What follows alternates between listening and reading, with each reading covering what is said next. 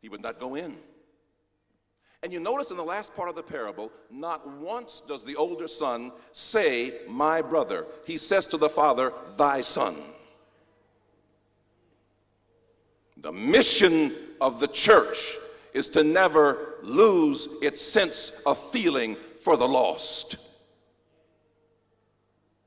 That's why we're here.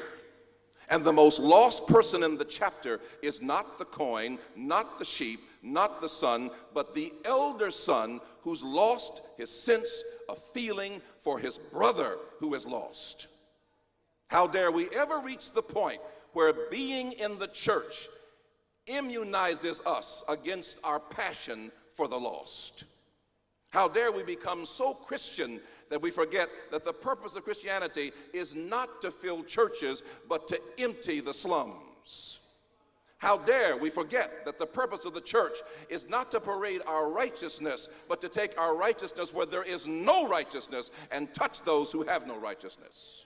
How dare we forget that God has not called us to quote the Ten Commandments, but has called us to live the Ten Commandments?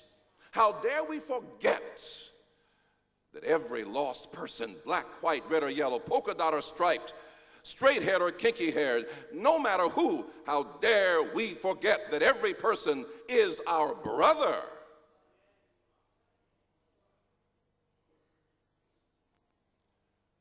And he said to his father, all these years I served you. Neither transgressed I at any time thy commandment. Yet thou never gavest me a kid that I might celebrate with my friends, but just as soon as this thy son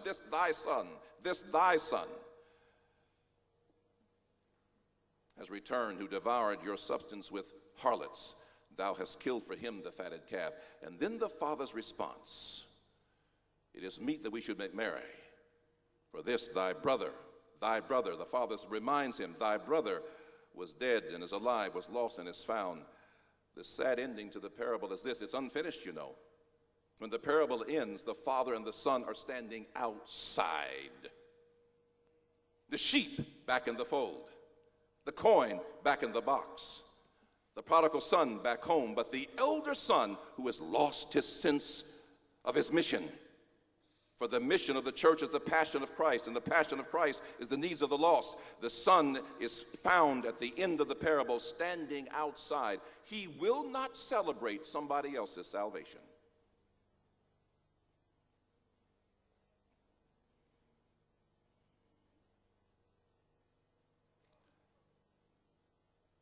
As these violinists play, I hope they'll not forget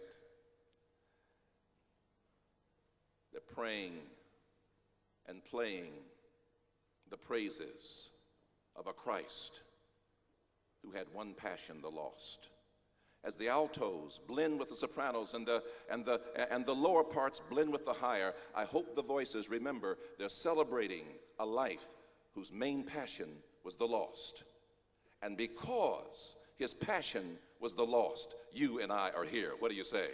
Because his passion was the lost, we can celebrate that life. Because his passion was the lost, we can sit here tonight and sing his praises. For he found me when I was lost, found you when you were lost, brought us in. And the only thing he will not tolerate, is that you ever forget that once you were lost.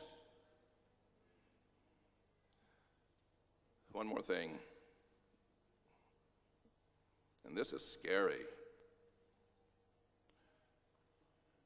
The older boy stayed home, and he was still lost.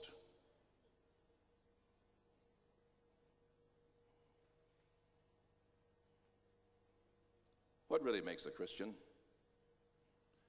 It's certainly not your name on a church roll.